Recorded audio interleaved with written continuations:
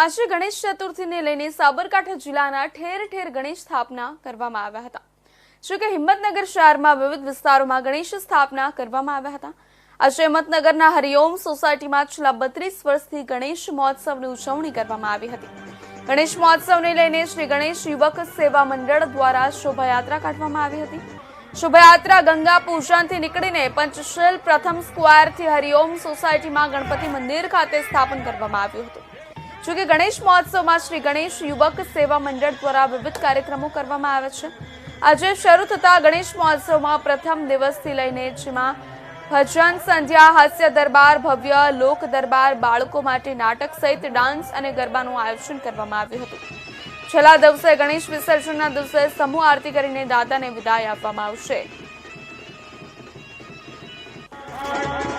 आज रोज गणेश चतुर्थी निमित्ते श्री सिद्धिविनायक गणपति मंदिर ત્યાં શ્રી ગણેશ યુવક સેવા મંડળ દ્વારા 32મો ગણપતિ મહોત્સવનું ભવ્ય આયોજન કરવામાં આવેલ છે।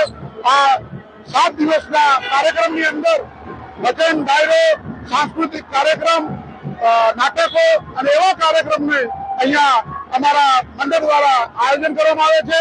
અને આ વખત સરકારશ્રી દ્વારા જે સ્વચ્છતા, ઓપરેશન સિંદૂર, पर्यावरण जो विषय આપવામાં આવે છે એના ઉપર પણ મંડળ દ્વારા આ કાર્યક્રમો અમારા કરવાના છે। અને આજે પણ શોભાયાત્રામાં જોઈ રહ્યા છો ઘણા બધાના લોકોનો ઉત્સાહ આ શોભાયાત્રામાં ગણપતિ દાદાની યાત્રામાં જોવા મળી રહ્યો છે। જય ગણેશ ગણપતિ બાપા।